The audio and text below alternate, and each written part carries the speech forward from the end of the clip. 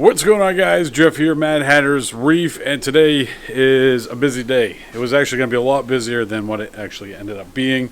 We were going to be moving the 240-gallon tank into the back room, and I also sold the 400-gallon, which is sad, but you know, I was going to set it up, but the electrical bill here is just too crazy for me to want to set up a 400-gallon. We'll probably set up a big tank at some point, but I want it to be something a little bit more realistic, something that is going to be a good representation of what somebody could do at home, not necessarily just flex. So this 240, we're going to be putting that to work though. This tank is 8 feet by 2 feet by 2 feet, and it's a little bit of a do-it-yourselfer deal / custom tank. Obviously the tank itself wasn't do-it-yourself. The gentleman that I bought that system from, and the system out back from, this was in his kitchen, and actually I helped a customer move this tank, and then I fell into that deal, and then I ended up getting this tank off from the customer. So it ended up kind of working out mostly for me, which is kind of weird considering I was just going there to help somebody out. But the tank stand, I'm not wild about it. It's built okay. It's not overdone like how I usually like my tanks.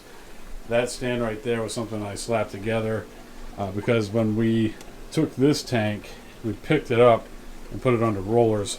The stand literally fell apart. And they were like, "You want it?" And I was like, "No, I'm good." They basically had like 2.5-inch screws in it, and it was barely getting any contact on the other side. So I ended up taking this whole tank apart, bringing it to the store. It was all sitting in buckets, and then slapped together this stand as fast as I possibly could. Typically what I like to do is put a reinforcement on the inside of the wood, but those 2x4s run to the ground and they're up under this top here.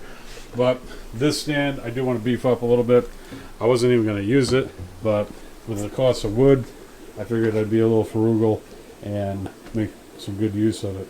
The total length of the stand is 100 inches, or just under 100 inches. I think it's 99 inches. And that is going to work perfectly right here up against this wall. I'm going to be putting the stand there lengthways. I have been doing some cleaning. Surprisingly, this stuff's all ready to move out of here pretty quick. We got some foam that we're going to be putting underneath the tank. I got to cut that to size. But this entire wall right here, at the height that it's going to be at, is where the stand's going to be, and then we're going to plumb it into this system over here. And I think that should work out pretty good outside of like the actual plumbing, because the way that that stand sits, I'll go back over here. The way that this guy built the stands, he definitely had the forethought of, being able to, sorry for slamming stuff, being able to, access the side, but you're pretty limited as far as what you can do, and you have 2x4s right there. So the tank has a center overflow. You see it right there, and the pipes come down, so it's not going to be a straight shot this way because all those 2x4s that are vertical are in the way. I was going to take off all the doors. I might put them back, I might not, I'm not sure yet. But I've definitely taken off the ends. And the other issue with that is that concrete upright is basically going to be smack dab in the middle. So I think what I might end up doing is actually having the plumbing come out and go in. Try to keep it out of the way as best I can, but we'll have to wait and see how this all plays out until we actually get the tank here. I could put it on that wall and then run the pipes along the wall. I don't really want to do that though. I mean, it wouldn't look bad. I'm kind of hung up on the idea of having it up against this wall, and then so you have like your tank there, then you got this guy. It might have been a better deal to go with what works, I guess. We're going to expand our space as far as what we do for fragging, here at the store, especially coming into 2023. I got some pretty lofty goals as far as aquaculture goes. So we're going to take this tank. The gentleman that bought the 400 gallon, I knocked $100 off, which is, he got a smoking deal on that. Knocked $100 off if he and his team would help me move this tank, and so we're going to get that done.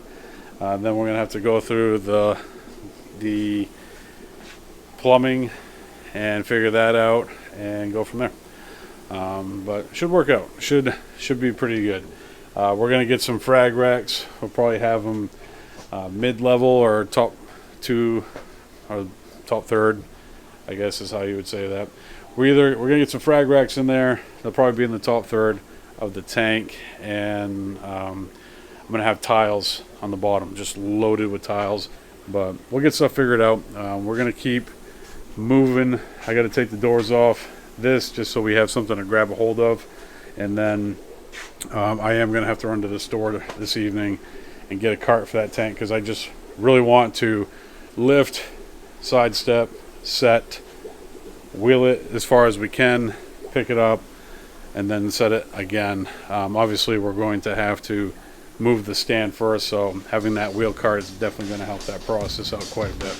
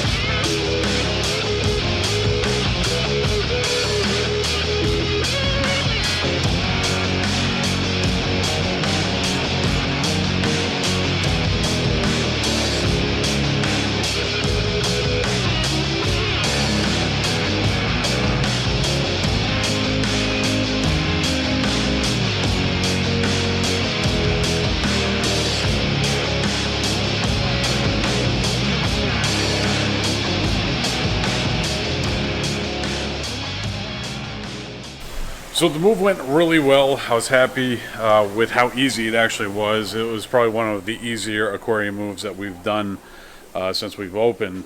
And I mean, the 400 gallon one we got it here was really well done, well thought out. Also, you know, it's still being on the carts kind of helped out quite a bit of getting it out of here. But the guys, the gentleman who bought the tank brought were plenty and strong enough to make it a really easy move. I was also really happy with the tank fitting in the spot that I wanted it to go in. The only problem with that is we're going to have to figure out the plumbing, which is going to be a little bit of an issue, but I'm sure we can figure it out.